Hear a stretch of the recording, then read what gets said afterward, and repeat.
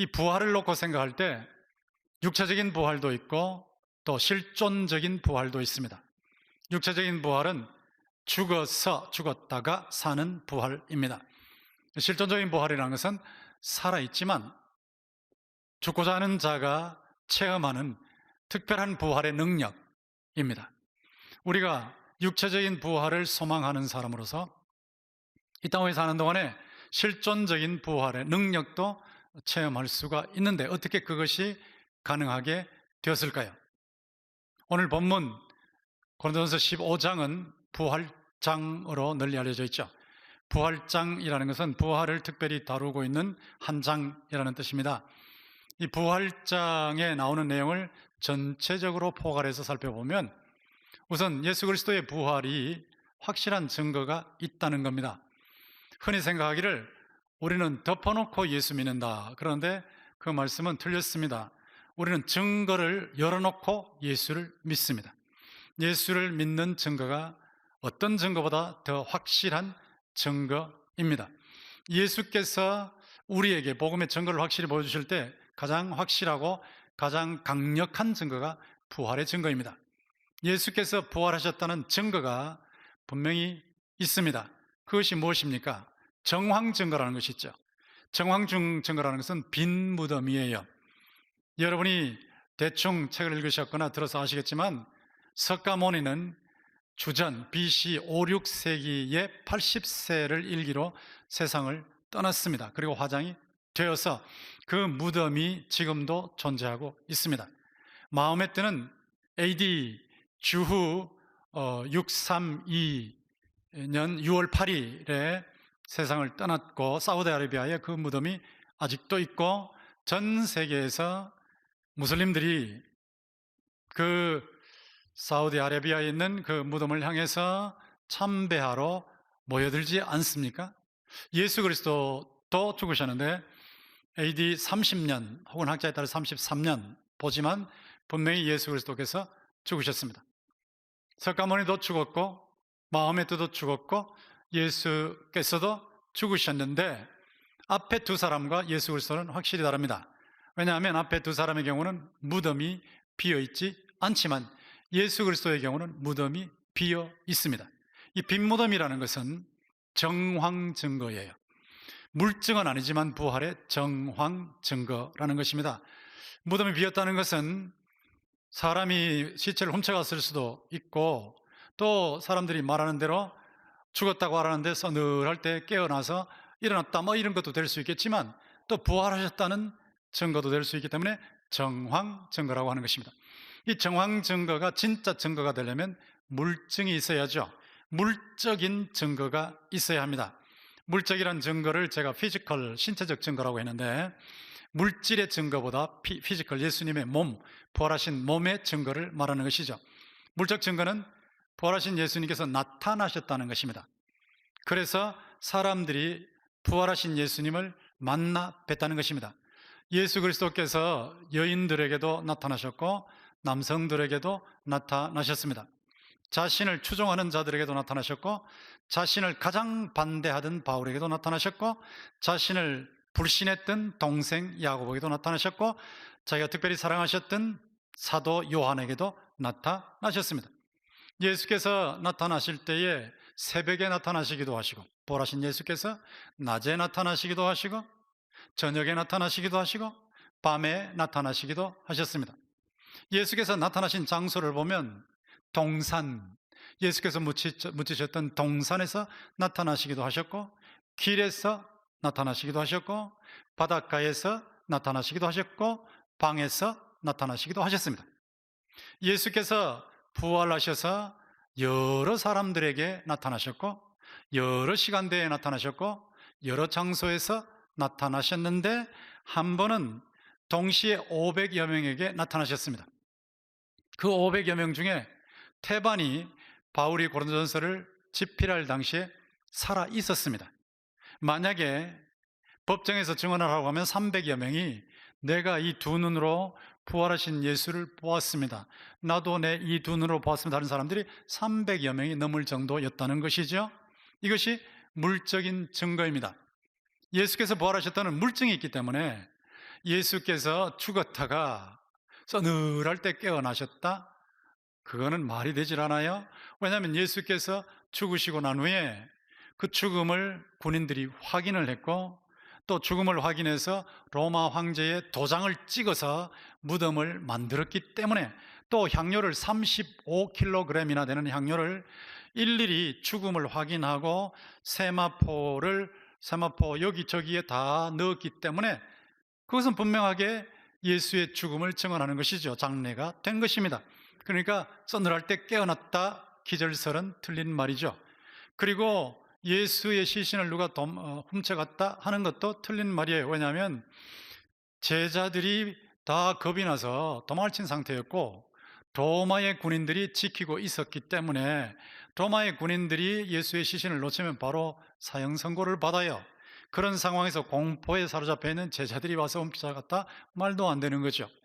거기다가 환상설이라는 것도, 도적설도 말이 안 되지만 환상설도 말이 안 돼요. 환상설이라는 것은 그냥 어쩌다가 머릿속에 떠오른 거지 부활하신 예수님이 나타나신 것은 아니다라고 하지만 500여 명의 머리에 동시에 환상이 있을 수 없어요. 그렇기 때문에 기절설도 틀렸고 도난설도 틀렸고 환상설도 틀렸어요. 예수의 부활하신 물적 증거가 있기 때문이죠.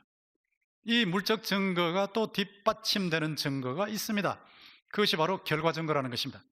결과 증거라는 것은 부활하신 예수님을 만나고 난 후에, 예수님이 돌아가셨을 때는 도망을 쳤던 제자들이 목숨을 걸고 부활하신 예수님을 증언하는 사람으로 바뀌었다는 거예요. 그래서 부활하신 예수님을 따라가는 교회가 형성된 것입니다. 이 교회가 형성됐을 때 순교적 정신으로 전 세계에 부활의 복음을 전했기 때문에 300년 이내에 그 당시 제일 강력했던 로마 세계 중심부 로마까지 복음이 들어갔고, 이미 들어간 상태에서 로마의 황제 콘스탄틴이 기독교를 국교로 공언할 정도, 선포할 정도였으니까 이 결과적 증거가 엄청나죠. 지금도 월드 포퓰레이션 클락, 세계 인구 시계라는 것을 인터넷에 치시면 계속해서 사람이 늘어나는 것이 나오는데 78억이 넘어갔습니다. 전 세계 인구가 78억이 넘는데 그 중에 30억 이상이 예수 그리스도를 믿고 있지요. 그 30억 이상이 부활하신 예수님을 믿고 있는 이것이 증거, 결과적 증거라는 것입니다. 이렇게 예수께서 부활하신 것은 정황 증거가 있고 물적 증거가 있고 결과 증거가 있습니다. 이 정도로 확실한 증거에 근거한 복음은 없습니다. 이렇게 확실한 복음이기 때문에 학자들이 인정하는 거예요. 사람들이 예수는 말이야 무식한 사람들이 믿는 거지 똑똑한 사람들은 안 믿어. 그런데 사실 그렇지 않습니다. 똑똑한 사람들 중에 예수 믿는 사람들이 참 많습니다. 예수께서 부활하셨다는 증언을 할 때 우선 문헌부터 정확해야 돼요. 문서가 정확해야 되거든요. 고대 문서, 신약 성경이 정확해야 되는데, 케임브리지, 세계적인 명문 케임브리지 대학교의 웨스코트와 홀트라고 하는 유명한 문헌학 교수가 예수께서 부활하신 것을 기록한 신약 성경은 고대 문헌 중에 가장 정확한 문헌이다 하고 증언을 했습니다. 문헌상의 증거가 확실해. 또 역사적인 면에서 케임브리지 역사학 교수 토마스 아놀드라는 사람이 자기가 역사학자로서 역사적인 고증의 과정을 다 거쳤을 때 예수 그리스도의 사건은 역사적 사건으로 가장 확실한 사건이다 라고 증언을 했습니다. 역사학 교수가 증언을 한 것이죠. 또 법적인 증거가 되냐라고 할 때 하버드 대학의 법과대학을 전 세계 최고의 대학으로 끌어올렸던 사이먼 그린리프라고 하는 교수가 자기의 법적인 저서 3부작에서 예수 그리스도의 부활에 대해서 언급하면서 법정에서 증언할 수 있는 물적인 증언 중에 예수 그리스도의 부활만큼 확실한 증거는 없다라고 했습니다. 이렇게 유명한 학자들이 분야별로 예수 그리스도의 부활을 증언한 것입니다. 그리고 최근에 살아있는 사람으로서 가장 유명한 유실론 학자로서는 케임브리지 대학의 옥스퍼드 대학의 존 레녹스 교수죠. 존 레녹스 교수는 수학자면서 또 문학자면서 철학자면서 신학자입니다. 그가 안 믿는 학자들, 많은 학자들 앞에서, 또 안 믿는 학생들 몇천 명 앞에서 증언을 하는 거예요. 자기는 증거에 근거해서 예수를 믿는다고. 무슨 증거냐 하고 물은다면 나는 부활을 증거로 제시하겠다라고 했습니다. 자신은 예수 그리스도가 부활하셨다는 증거가 너무 확실하기 때문에 그 증거를 과학적으로 점검해서 인정하고 예수를 믿는다 그랬어요. 뿐만 아니라 자기는 부활하신 예수님께서 자기 마음속에서 평화와 정의와 기쁨으로 다스리시고 계시기 때문에 그 예수님의 실존적인 다스림을 받고 있다고 하면서 자신은 부활의 복음을 체험하고 있다고 증언을 했어요. 세계적으로 가장 유명한 리차드 도킨스라고 하는 무신론자와 딱 붙어가지고 토론을 붙었을 때 존 레녹스가 이겼습니다. 이렇게 부활은 역사적인 증거가 확실한 것이기 때문에 이 부활을 의심해야 할 이유가 하나도 없는 것이죠. 이 부활이 이렇게 확실한 것인데, 이런 부활이, 예수의 부활이 나와 무슨 상관이 있냐라고 할 때 첫 열매입니다. 여기 고린도전서 15장 20절에 보면 예수 그리스도의 부활은 우리의 첫 열매의 부활이라. 첫 열매라는 말은 다음 열매가 계속 나온다는 거예요. 열매가 처음 나오면 계속해서 나오죠. 예수께서 부활하시기 때문에 우리도 뒤따라서 부활한다라고 하는 첫 열매라는 것입니다. 뿐만 아니라 예수 그리스도의 부활은 우리의 대표의 부활이라고 분명히 고린도전서 15장 45절에서 말씀하고 있습니다. 손흥민 선수가 대한민국 대표로서 축구 경기에서 골을 넣으면 손흥민이 넣은 것이 대한민국 모든 국민들이 넣은 것이 되죠. 대표기 때문이에요. 예수께서 우리의 대표로서 부활하셨기 때문에 예수의 부활은 우리 모두의 부활을 보장하는 것입니다. 첫째 아담은, 인류 조상한 아담은 죄를 지었어요. 때문에 고통이 들어왔고 사망이 들어왔고 지옥이 들어왔어요. 그런데 둘째 아담 예수 그리스도께서는 완벽한 의를 행하셨어요. 때문에 생명이 들어왔어요. 부활이 있고 영생이 있게 된 것입니다. 우리는 예수 그리스도 안에서 생명을 얻는, 부활의 생명을 얻는 복된 사람들이 된 것입니다. 이것이 부활의 복음이에요. 이 부활의 복음은 굉장히 중요한 복음이라, 이거를 놓치면 다 놓쳐요. 그래서 복음의 핵심이 부활에 있다라고 하는 것입니다. 예수 그리스도의 복음의 경우는 성부 하나님, 성자 하나님, 성령 하나님께서 전문가 중에 전문가거든요. 최고의 전문가예요. 창조와 부활의 전문가예요. 조금도 실수하지 않는 전문가예요. 예수 그리스도의 부활이라는 것은 그렇게 확실한 삼위일체 하나님에 의해서 보장된 것이기 때문에 절대로 탈날 일이 없습니다. 예수 그리스도의 부활은 확실한 부활이고, 예수님은 지금도 살아계셔서 천하 만물과 자연 만물과 우주와 우리 인간들을 다스리고 계심을 믿습니다. 살아계신 분이에요. 전혀 우리가 믿는데 문제가 없습니다. 이 부활을 말할 때 죽어서 부활이라는 것이 있다고 그랬죠. 이 죽어서 부활이라는 것은 죽고 난 후에 나중에 부활하게 되는 육체적인 부활을 말합니다. 이 죽어서 부활이라는 것은 예수 그리스도의 육체적인 부활이 근거요, 첫 열매요, 대표라고 제가 말씀드렸어요. 고린도 교회는 이 죽어서 부활하는데 육체적으로 부활하는 것을 믿지 않는 성도들이 많았어요. 고린도 교회 안에 교인들 중에 예수의 육체적인 부활을 믿으면서도 자신들의 육체적인 부활을 믿지 않는 사람들이 많았습니다. 왜 그랬을까요? 헬라 철학의 영향을 받았기 때문이죠. 헬라 철학은, 그리스 철학은 육체를 감옥으로 봤어요. 그러니까 육체적인 부활이라는 것은 영혼이 다시 감옥 속에 들어와서 영혼이 산다는 거니까 엉터리라는 거죠. 믿을 수 없다는 거죠. 영혼이 육체라는 감옥에서 빠져나가는 것이 구원인데 또다시 영혼이 육체 안에 들어와서 영혼이 산다고 말도 안 된다는 거예요. 그래서 육체적 부활을 부인하는 사람들이 교인들 속에 상당히 많이 있었던 것입니다. 거기에 대해서 바울 사도가 예수의 부활은 육체적인 부활이다 하는 것을 분명하게 제시한 거예요. 예수의 부활은 영광스러운 육체로 부활하는 것입니다. 여러분, 예수님께서 부활하신 후에 나타나셨죠. 바닷가에서, 호숫가에서 고기를 구워서 자신도 드시고 제자들에게 주시지 않았습니까? 분명히 몸이에요, 몸. 부활하신 몸이 몸인데 고기를 드실 수 있는 몸이에요. 우리와 같이 오관을 가지고 있는 몸이었어요. 근데 이런 몸인 것은 틀림이 없는데 특징이 뭐냐? 영광과 능력이에요. 이런 몸으로 부활하신 것입니다. 이게 예수 그리스도의 육체적인 부활이에요. 이 예수 그리스도의 육체적인 부활이 우리의 부활의 보장이고, 우리도 또 그렇게 부활한다고 성경이 분명히 말하고 있거든요. 그게 어디냐? 빌립보서 3장 22절에 분명한 말씀이 있죠. 같이 한번 읽어봅시다. 시작. 우리의 낮은 몸을 자기의 영광의 몸의 형체와 같이 변하게 하시리라. 우리의 낮은 몸이 예수 그리스도의 영광스러운 몸과 같이 형체가 똑같대요. 그렇게 변한대요. 우리의 몸이 나중에 영광의 몸, 능력의 몸으로 바뀐다는 겁니다. 여러분, 그때도 부활하신 후에도 분명히 뭔가 드셔요. 천국에 가셔도 천국에서 부활체로 음식을 드십니다. 대화를 나누시고 주고받습니다. 이렇게 하지만 몸은 분명히 몸이에요. 근데 아주 특수한 몸이에요. 어떤 몸이냐 하면 땅에 속한 몸이 아니고 하늘에 속한 몸이에요. 땅에 속한 몸은 어떤 몸이냐? 흙에서 온 몸입니다. 흙에서. 아담을 지으실 때 흙에서 지으셨죠. 흙에서 지으셨기 때문에 범죄하고 난 후에 다시 흙으로 돌아가는 몸이에요. 흙으로 돌아가는 과정에서 썩어야 돼요. 그리고 흙으로 돌아가요. 이것이 인간의 지금 자연적인 몸이에요. 근데 하늘에 속한 몸은 흙에서 온 몸이 아니에요. 분명히 몸은 몸인데 흙에서 온 몸이 아니라고요. 흙에서 온 몸이 아니기 때문에 이건 아주 특수한 몸입니다.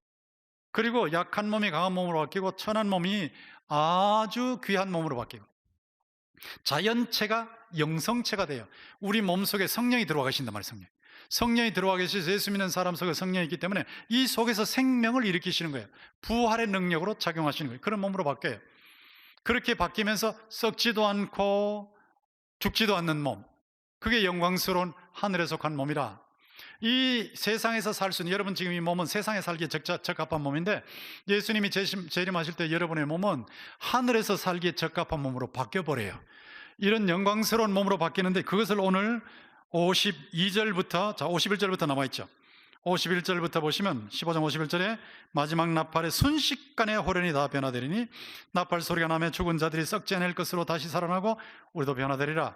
이 썩을 것이 반드시 썩지 않을 것을 입겠고 이 죽을 것이 죽지 아니함을 입으리로다. 이 영광스러운 놀라운 하늘에 속한 부활을 하게 되는 것입니다. 어째서 이것이 가능해졌습니까? 예수께서 우리를 대신해서 대표로 십자가에서 피 흘려 죽으실 때에 사망의 독침을 빼내신 거예요. 사망의 독침이 죄입니다. 예수님께서 우리의 죄 때문에 죽으셨기 때문에 사망의 독침이 빠져서 독침. 제가 어릴 때 땅벌을 많이 봤는데 땅벌, 땡비라 그러죠. 땅벌에 독침이 있지 않습니까? 침. 독침을 빼고 나면 땅벌은 아무 힘이 없어요. 사망에서 독침, 죄를 딱 빼고 나면 예수 믿는 사람은 죽어도 이 독침이 없는 겁니다. 죄의 독침이 없기 때문에 죽어도 바로 영생으로, 바로 천국의 영광스러운 상태로 들어가 버려요. 죽음이라는 건 관문일 뿐이지 아무런 힘이 없어요. 이런 상태로 예수께서 성령의 능력으로 우리를 변화시켜 놓으셨기 때문에 예수님이 다시 재림하실 때 우리의 몸이 순식간에 눈 깜빡할 사이에, 뭐 수십억이 되겠죠. 수십억의 예수 믿는 사람들의 몸이 순식간에 영광스러운 능력의 몸으로 변화될 줄 믿습니다. 그래서 영원토록 천국에서 생활할 수 있게 되는 것입니다. 근데 죽어서 부활하는 육체적인 부활이 있음과 동시에 살아있는데도 부활을 체험할 수 있어요. 살아있는데 체험하는 부활을 실존적 부활이라, 부활의 능력을 체험하는 신앙이라 이렇게 표현합니다. 살아서 부활의 능력을 체험한다 그럴 때 참 신기한 건데 아까 여러분이 함께 보셨던 빌립보서 3장에 이것이 나와 있죠. 빌립보서 3장 10절과 11절에 보시면 내가 그리스도와 그 부활의 권능과 그 고난의 참념을 알고자 하여, 바울 사도가 부활의 능력을 알고 싶다 그랬어요. 알고 싶다는 것은 실제로 체험하고 싶다는 거예요. 부활의 능력을 실제로 체험하고 싶다. 자, 이걸 어떻게 체험할 수 있느냐는 거죠. 부활의 능력을 어떻게 체험할 수 있느냐? 이 체험하는 방법은 그의 죽으심을 본받아, 예수님의 죽음을 본받는데요. 어떻게 했든지 죽은 자 가운데서 부활에 이르는 것이라고 그랬어요. 죽음을 통해서 부활에 이르는 것이, 이게 무슨 말일까요? 이거는 분명히 살아있을 때 예수님을 위해서, 복음을 위해서 희생한다는 뜻이에요. 시간을 희생해요. 돈을 희생해요. 에너지를 희생해요. 인생을 걸고 헌신해요. 그런 것을 말하는 겁니다. 바울사도는 어떻게 하든지 예수님의 죽음을 본받아, 죽으심을 본받아 부활의 능력을 동참하고자 한다고 했는데, 여러분이나 저나 예수님과 복음을 위해서, 정의를 위해서 죽음을 각오하고 헌신하고 봉사하고 시간과 돈과 물질과 자기의 재능을 들이면 그만큼 부활의 능력을 체험하는 거예요. 참으로 놀라운 역설이 아닐 수가 없습니다. 이런 부활의 능력을 바울 사도는 많이 체험했어요. 가는 데마다 복음을 전했고 두들겨 맞았고 감옥에 갇혔고 이런저런 어려움을 당했는데 그때마다 막 능력이 나타나는 거예요. 심지어는 바울의 앞치마를 올려놓으면 환자들이 일어나는 거예요. 귀신들이 도망가는 거예요. 대단한 능력이 나타나지 않았습니까? 살아있는데 부활의 능력을 체험하는 거예요. 헌신하니까. 죽음을 각오하고 복음을 전하고 죽음을 각오하고 바로 사니까 이런 놀라운 능력이 나타나는 것입니다. 조금만 어려우면 도망치고 조금만 어려우면 그냥 타협해버리고 조금만 어려우면 불신자와 똑같이 사는 사람의 능력이 안 나타나요. 예수를 믿어도 조금만 어려우면 예배당에 나오지 않아버리고 이런 사람들에게 능력이 안 나타나요. 근데 어떤 어려움이 있어도 헌신하고 봉사하고 뛰어들어서 물질과 시간과 재능과 모든 것을 바치면서 희생하는 사람에게 놀라운 능력이 나타나는 거예요. 이게 역설입니다. 예수님께서도 나를 위해서 죽고자 하는 자는 살 것이요 살고자 하는 자는 죽을 것이다 라고 말씀하셨어요. 분명히 살아있는데 살아있으면서 주를 위해서 헌신하고 봉사하고 희생하면 주님의 부활의 능력이 역설적으로 놀랍게 나타나서 역전의 은총을 체험할 줄 믿습니다. 고난이 유익하다는 걸 그때 체험하는 거예요. 약함이 강하다는 걸 그때 체험하는 거예요. 멈춤이 전진이라는 것을 그때 체험하는 거예요. 무명이 유명이라는 걸 그때 체험하는 거예요. 죽음이 부활하는 것을 그때 체험하는 거예요. 와, 이거 예수 믿었더니 말이야, 이렇게 놀라운 역사가 나타나는구나. 그렇게 체험한단 말이에요. 제가 목회하면서 평생토록 어쨌든 주님을 위해서, 교회를 위해서 희생하자, 양심을 지키자, 요즘같이 어려울 때는 봉급도 일부를 떼서 받지 말자, 동참하는 거예요. 동참하는데 이 고통에 동참하는데 평생을 이렇게 살면 하나님의 능력이 나타나지만 대우나 받고 명성이나 끌고 하겠다 그러면 능력이 나타나지 않아요. 제가 설교하면 여러분들이 말은 잘하네 이렇게 들을 거예요. 그러나 제가 희생하고 헌신하는 사람으로서 설교를 하면 여러분 가슴에 치면서 들어가는 성령의 능력이 나타날 것입니다. 이거 다 똑같은 원리예요. 주를 위해서 죽고자 하면 살고 그냥 자기 살고자 하면 능력을 체험하지 못하는 거예요. 이것이 역설이라는 거예요. 놀라운 역설이 나타나요. 주를 위해서 희생을 하면 어떤 현상이 나타나느냐? 분명히 사방으로 우겨쌈을 쌓이는데 안 쌓이는 거예요. 참 놀라운 역설이죠. 그리고 답답한데 낙심하지 않는 거예요. 여러분 코로나로 얼마나 답답해요. 집에서 밖에 못 나가는 게 얼마나 답답해요. 가정생활 하실 때 얼마나 답답합니까? 재정이 얼마나 힘드십니까? 교회마다 재정 문제가 어려워서 보통이 아니잖아요. 지금 어떤 데는 30%밖에 안 나온다 그러고 부교육자 봉급을 못 주겠다고 하는 이런 상황이 벌어지고 있잖아요. 참 답답한 일을 당하죠. 그런데 놀라운 사실은 답답한 일을 당하는데도 낙심을 하지 않아요. 여러분이 참 답답하시지만 부활하신 예수님을 믿고 계시기 때문에 낙심하지 않는 거예요. 힘이 일어나는 것입니다. 거기다가 박해를 당하는데 버림을 받지 않아요. 거꾸로 뜨림을 받는데 망하지 않아요. 이런 역설을 말해요. 분명히 녹다운이 된단 말이에요. 쓰러지는데요 또 일어나는 거예요. 쓰러지는데 또 일어나는 거예요. 왜냐하면 그 속에 질그릇 같은 약한 그 속에 우리 속에 보물이신 천국의 보배이신 예수 그리스도께서 살아계시기 때문인 줄로 믿습니다. 주님이 살아계시니까 놀라운 능력이 나타나요. 놀라운 능력. 이게 역설의 능력이라는 것입니다. 여러분이 이런 능력을 체험하시려면 헌신하시면 돼요. 힘든데 뛰어드시면 돼요. 지난번에도 제 설교를 듣고 은혜 받았다는 분이, 경기도에 계신 어떤 분이 권사님들을 모시고 김치를 만드셨어요. 물김치를 만드셔가지고 80 하여튼 봉지를 만들어서 동식회에 보내주셨어요. 참 놀라운 일이죠. 자신이 재난기금 받았는데 그걸 자신이 쓰지 않고 그걸로 대구에서 고통당하는 교인들을 격려해야 되겠다고 보내신 거예요. 지극히 작은 헌신이잖아요. 그렇게 헌신하시는 분들이 부활의 능력을 그만큼 체험한다는 거예요. 이게 역설입니다.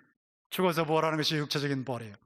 우리는 예수의 육체적인 부활에 근거해서 이제 앞으로 육체적인 부활을 할 것이고 영광스러운 능력 있는 천국에 속한 천국 생활을 영원히 감당할 수 있는 몸으로 순식간에 변화될 것입니다.